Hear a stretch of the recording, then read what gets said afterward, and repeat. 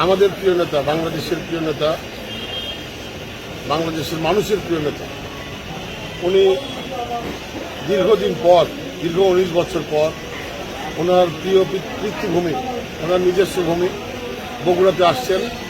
এটি তো অবশ্যই একটা আবেগের ব্যাপার, আবেগ ঘন মুহূর্তের ব্যাপার।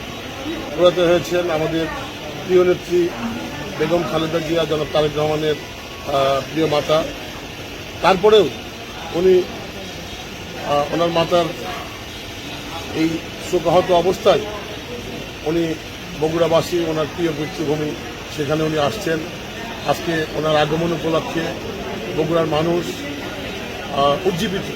বগুড়ার মানুষ এই শোকাহত অবস্থায় তাদের সন্তান নিজ এলাকায় ফিরে আসছেন, নিজ গৃহে ফিরে আসছেন। এই জন্য সবাই তার আসার অপেক্ষায় রয়েছে, তাকে বরণ করবার অপেক্ষায় রয়েছেন। উনি দীর্ঘদিন ফ্যাসিবাদের নির্যাতনের শিকার হয়ে দেশের বাইরে ছিলেন। সেখান থেকে উনি জনগণের ভালোবাসায় সিক্ত হয়ে বীরের দেশে উনি বাংলাদেশে এসেছেন।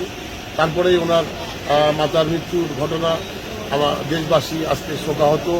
এবং তারপরে উনি যেহেতু বগুড়াতে ওনাকে আসতে হবে, এখান থেকে যেহেতু উনি বগুড়া সদর ছায়া আসন থেকে বিএনপি মনোনীত প্রার্থী হয়েছেন, এইটা নির্বাচনের যে আচরণবিধি, সেই আচরণবিধি উনি মেনে চলছেন। এবং সেই কারণেই উনি বগুড়াবাসীর সঙ্গে সাক্ষাৎ করবার জন্য উনি দ্রুত সময়ের মধ্যে উনি 11 তারিখ নির্ধারণ করেছেন।